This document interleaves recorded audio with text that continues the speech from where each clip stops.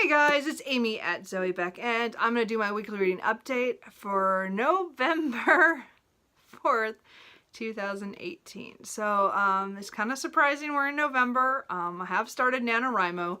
I haven't written today yet, so, but I was caught up through the first 3 days, so that's good. I usually make an effort to write a lot in the first week because that's usually when your motivation is the highest. But because of the past week I've had, I'm lucky I'm doing the minimum, or, the 1,667 words. So Nano project is going well. I have my 5,000 so far. And as I said, I'll write later today and get today's words, and then I will chug along and see how it goes. I'll give you another update next week. So, but I am enjoying the story. I still not sure if it was the story I should have started because of everything that's happened recently to me, and but it's the story that's calling me, so maybe that I'm supposed to write it now. I don't know. Anyway, we won't go into that. So my reading this week was kind of weird. I did read quite a few start a lot of things, which is not normally how I do things. I don't usually start and not complete. As I said, when I put something aside because I'm having problems with it, that's different. But I actually, because another book came in, I stopped reading a book. So on Sunday of last week, I had no idea what I was going to read. And I just decided to start my nonfiction November a little early. I couldn't, that was calling to me, and I thought it'd be easiest. So I started H is for Hawk by Helen McDonald. I only got in, from Sunday to Tuesday day, I only got about 75 pages in, but I was really enjoying this. So I'm definitely going to pick this back up here in another day or two. I just want to finish the book I'm in the middle of right now, which I'll get to in a second. But so I'm really enjoying this. This is a nonfiction book about Helen and what happens after her father dies. She's grieving, and she decides to take on raising a goshawk. So I'm only in the very early stages of after she's gotten the goshawk. So it's very interesting so far. I find it very fascinating. We're getting the story of T.H. White, who wrote the Once and Future King. Now I read that, well, probably about 10 years ago. I meant to read it when I was, when I did Lord of the Rings and all that stuff, but I didn't. It was one of those classics I thought I should read about King Arthur. And because I always loved The Sword and the Stone. It's one of my favorite Disney films. But I knew that it got darker and it, went more on the adult Arthur, and all that stuff. Anyway, but anyway, it's kind of interesting because I guess he wrote a nonfiction book back in, I think he was in the I can't remember the 20s. I'll have to figure out when I finish it. I'll know more. My brain is not. It's now been a couple of days since I picked this up. But it's really interesting to see the author White had had gone through this, and he did all the wrong things. But it's interesting, or at least what she's saying, and then her going through her process. And so I haven't got very far, but I do think it was funny. I was not expecting the literary side of it, and I don't know anything about T.H. White, so he's not one of my favorite writers. He's not anything. I mean, I've read two of his books. I read, Once and Future King and the Book of Merlin, I think is the other one.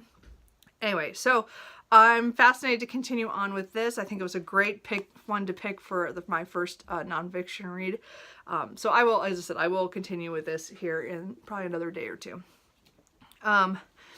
But I don't remember if I picked this up before I picked up H is for Hawk.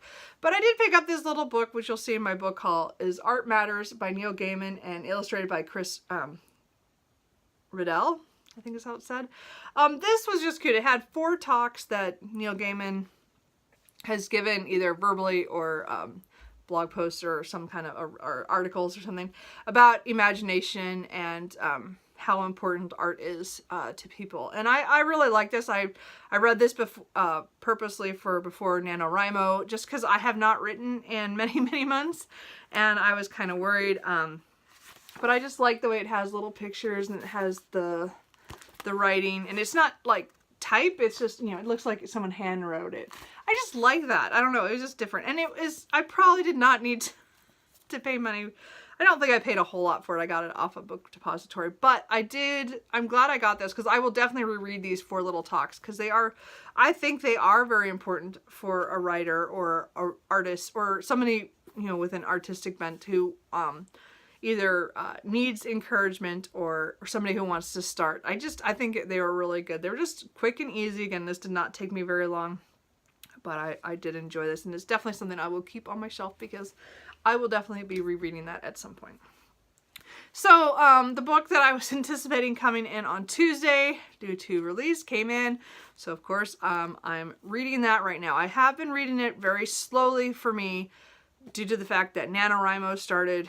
And then, as I said, this week at work has been really hard. If you saw my last video, you'll understand my last weekly update where I explained about my coworker.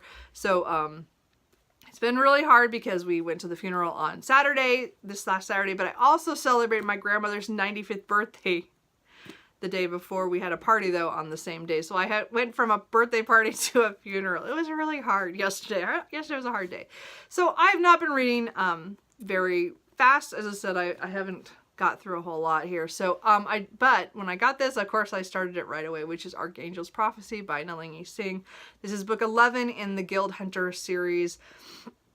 And it's just, and again, it, of course, is a hard book this time around. This is there's stuff happening in here that you're like, I don't know what's going to happen. I mean, I just love that kind of stuff. Again, it's an it's a paranormal romance series, but where angels and archangels and vampires are the norm, and they're, humans as well, but the archangels are in charge, and there's a thing called, there's a lot of stuff going on. Let me just put, there's a lot of political stuff, but there's also a lot of natural, mysterious stuff going on, and this is good so far. So I'm at 276 out of like 385 or so. So I just have like a little over 100 pages left, 110 pages probably.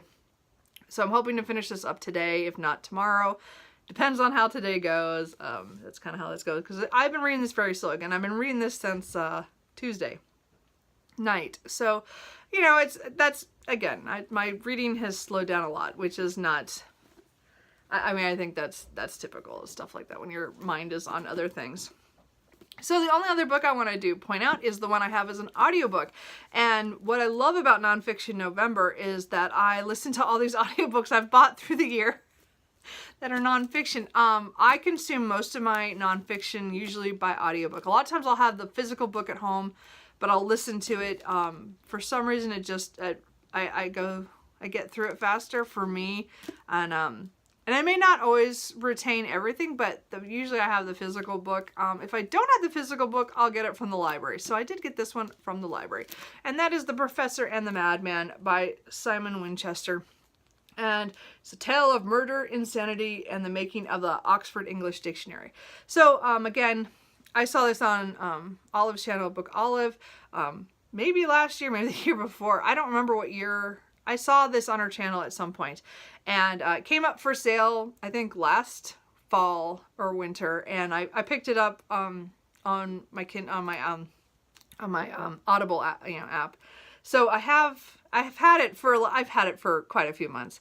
So I've been wanting to read this for a while, and finally I go, this is the month I'm going to do this. This is part of my shelf prompt. H is for Hawk really didn't click on anything, I don't think. I just wanted to read that one. But anyway, this is one of the prompts that I wanted to read, and she put that on her list as well. So I've been wanting to read this, and everybody mentioned after I put on my Nonfiction November TBR that this was a good one. So I decided to start with it on the 1st. So I've been listening to this in my car.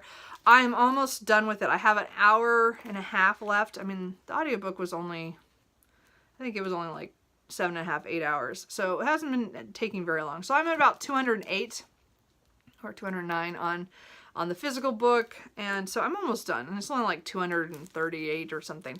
So I'm almost done. I figure I'll finish this tomorrow. If I don't finish it on my commute, I will probably just listen to the end of it. But I also have some, some some housework to do today. My mom's coming to stay tomorrow night, just overnight. So I gotta clean up a little bit around here. So I might be listening to a little bit of this. I don't think I'll do an hour and a half's worth. But I'm hoping to get this done in the next day or two. I have several audiobooks that I can pick up afterwards. I also have a few things from the library coming. So we'll see what I'm gonna do. What I love about nonfiction is that I just get excited about all the different subjects that I don't normally read about. So I think I have like 15 books on audio already that I don't need to buy any more, but I already have a list of like another 15 that are on my wish list that I want to buy, plus the ones I'm getting from the library. So we'll see what I pick up next. As I said, I'm finish this off, and I'm really enjoying that. It's very fascinating about William Minor, who was a surgeon in the Civil War, who kind of had went and had a a psychotic break, and he kind of went crazy, and he killed somebody, and then he was imprisoned in England after he killed somebody, and he though corresponded with the guy John Murray, who was putting together the Oxford English Dictionary, and he did a lot of work on that. So it's very fascinating because you're hearing about the dictionary, how that was put together. Because I don't think I own. Oh, I do. I have a condensed Oxford English Dictionary, which I'm gonna look at, but I think it's our American version. My dad has the he has the big one. He bought it when Borders was going out. So he has that at home. So it's pretty cool. I mean, I've looked at them. It's been a while. Now I have it on my shelf. I'm like, oh, I should really kind of look at that again. So anyway. So the book is fascinating. I totally recommend the audiobook. It actually is narrated by Simon Winchester, which I didn't expect because he's the writer. But I know he has so many other books. I have one more book on my shelf. I think it's about the 1906 earthquake in San Francisco. I want to read the one on Krakatoa. I know there's another one that he has that I was interested in. So this is my first book by him, and I'm really enjoying it. So I will probably pick up more of Simon Winchester in the future. And then I'm just going to point out the next books I think I'm going to pick up after I finish Archangels Prophecy, I'm probably going to go back to H's for Hawk, and finish that up. But I do have a couple things like this one I got from the library the other day, and it's Shop Cats of New York, and I just couldn't stop myself from picking this up. So I'm going to probably read this. They're just so cute. Look at the kitties. Anyway, so it's going to be really quick, and it just talks about different stores and the cats that are in there. And I think I saw this online before it came out, and I was going to get it from the library then, and I forgot about it, so it's probably on a list somewhere. So anyway, this one I might be dipping in and out of this week, just for the fun of it. And then the next two that I think I'm going to go to, we'll see what happens. Definitely physically, I want to pick up The Last Castle by Denise Kieran. This is the one about the Biltmore estate down in Asheville, North Carolina. My brain just froze. But I'm going to try it in physical first, but I'm thinking I might pick up the audiobook. I have a couple Audible credits that I should probably use. So we'll see how it goes. I'm going to try to physically attack this first, and then we'll see how it feels. It's not super, it's long. It's like 300 pages, so it's not too bad. So I'll probably pick up that one first to try that.